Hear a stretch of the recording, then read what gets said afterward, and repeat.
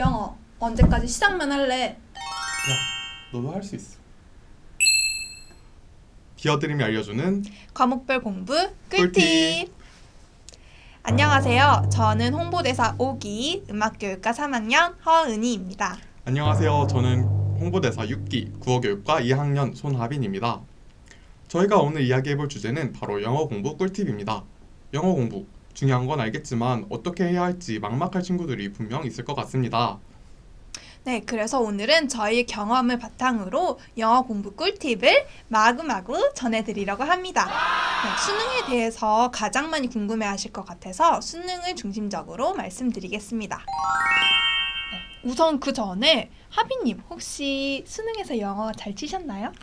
네, 저는 수능 과목 중에서 영어가 제일 잘 나와서 매우 기분 좋았던 기억이 나네요. 오, 그럼 혹시 몇 등급 받으셨나요? 저는 감사하게도 다 맞고 만점으로 1등을 받았습니다. 우와, 세상에. 물론 저도 1등급을 받긴 했지만 한 2개 정도 틀렸던 걸로 기억하는데 너무 멋지세요. 네, 이렇게 멋진 1등급 선배들과 함께하는 영어 공부 꿀팁 지금 바로 알아보겠습니다. 네, 우선 저는 고등학교 때 잠시 몇 달간 학원을 다니기는 했지만 주로 인강과 독학을 통해서 공부했습니다. 특히 자율학습 시간이나 주말에 단어 암기와 기출문제집 풀이를 중점적으로 공부했었습니다. 저는 수능 특강, 수능 완성, 그리고 기출에 올인한 경우라서 인강이나 학원을 통한 수능 대비는 거의 하지 않았고 고3 때 내신으로 다루던 연계 지문을 꼼꼼하게 공부한 것이 영어 공부에 큰 도움이 된 것 같습니다.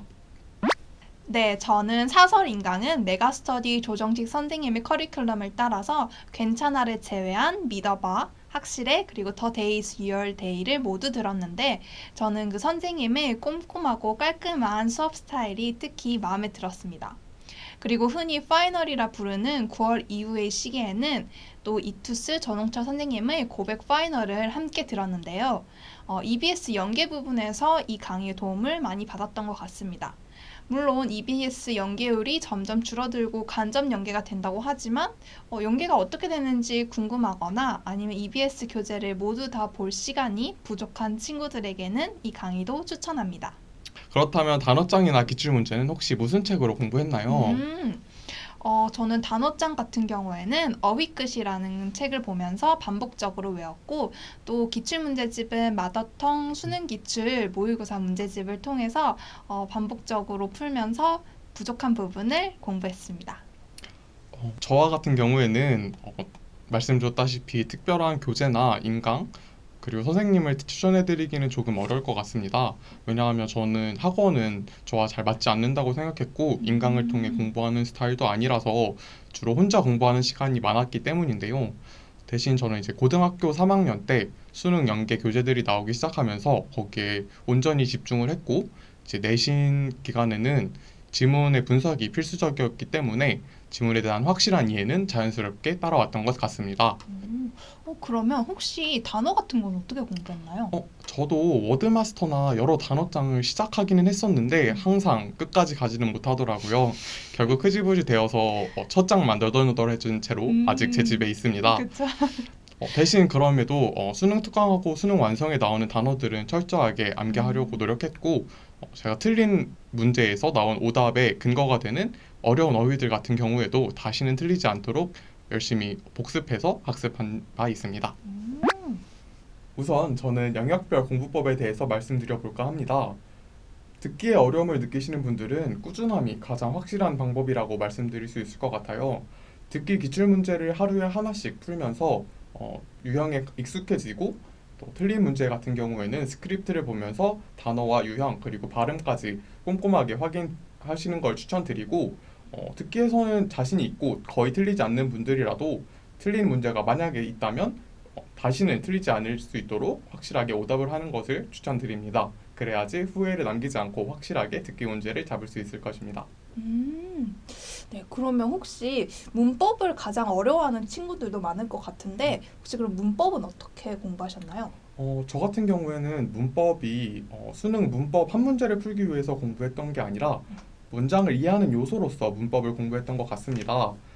문장 요소가 문장 속에서 어떻게 작용하는지를 이해하는 것이 어려운 문장을 이해하는데 해석하는데 도움이 되기 때문인데요. 저는 그렇기 때문에 방학 때마다 한 번씩 문법 총정리를 하는 것을 제 문법 공부의 일환으로 했고 또 단권화된 교재를 통해서 문법 정리를 하는 것 또한 좋은 방법이라고 생각해서 문법 공부를 진행했습니다. 마지막으로 지문 독해에 대한 제 팁을 조금 드리자면 저는 맥락이 정말 중요하다고 생각합니다. 맥락을 이해하면 지문에 모르는 단어가 많아도 문제를 풀어낼 수가 있고 해석이 어려운 문장도 풀어낼 수 있는 여유가 생깁니다. 맥락을 이해하는데 여러 방법이 있을 수 있겠지만 우선 기출이나 수능에 자주 나오는 지문들의 주제를 확실하게 이해하는 것이 좋은 방법입니다. 수능에는 비슷한 주제를 가진 지문들이 정말 많이 나오기 때문에 한번 이해할 때 확실하게 이해를 해두면 맥락을 이해하는데 정말 큰 도움이 될 수 있습니다. 또한 문장의 지문의 전체적인 구조를 이해하는 데에는 접속사를 활용하는 것이 좋습니다. 접속사의 의미를 파악해서 구분하고 표시하면서 문제를 푸는 것이 글의 구조를 이해하는 데 정말 큰 도움이 될 것 같습니다. 네, 그러면 저는 지금 자신이 현재 등급에 따라 어떻게 공부하면 좋을지 한번 이야기해 보겠습니다. 우선 자신이 지금 5등급 이하인 친구들은 수능 단어장을 딱 하나 정해가지고 그거를 3번 이상 보면서 반복적으로 모두 외우고 그리고 EBS든 사설이든 상관없이 구문 독해와 관련된 인강을 들으면서 문장을 하나하나씩 꼼꼼히 해석하는 연습을 하기를 추천드립니다. 그리고 3, 4등급인 친구들 같은 경우에는 아마 모의고사를 풀 때마다 지금 시간이 부족하고 아직 모르는 단어나 해석하기 어려운 문장이 한 지문에 2개 이상씩은 있을 텐데요. 기출문제나 모의고사에서 모르는 단어, 문장들을 정리해서 단거나 노트를 만들기를 추천드립니다. 그렇게 하면 아마 독해할 때 조금 버벅거리면서 버리는 시간들을 줄일 수 있을 것입니다. 특히 고정적인 1등급이 나오지 않아서 고민이 있는 친구들도 분명히 있을 텐데 그런 친구들은 어떻게 공부하면 좋을까요? 네, 좋은 질문인데요. 네, 1, 2등급이 경계에 있는 친구들 같은 경우에는 자신이 1등급이 나온다고 자만하지 않고 각자 자신이 부족한 유형의 문제들을 집중적으로 공부하기를 추천합니다. 저 같은 경우에도 고정적인 1등급을 받기 위해서 자주 틀렸던 문장 삽입이나 장지문에서의 빈칸 추론 유형 문제를 매일 10개 이상씩 풀면서 약점을 보완하려고 노력했습니다. 영어가 절대평가이기 때문에 적당히 영어를 공부하자는 친구들도 주변에서 정말 많이 본 것 같습니다. 하지만 안이한 마음가짐으로 공부를 하다 영어가 발목을 잡는 경우도 분명히 일어나곤 합니다. 그런 불상사가 발생하지 않도록 목표를 높게 잡고 최선을 다해야지 안정적으로 자신이 원하는 목표를 이룰 수 있다고 생각합니다.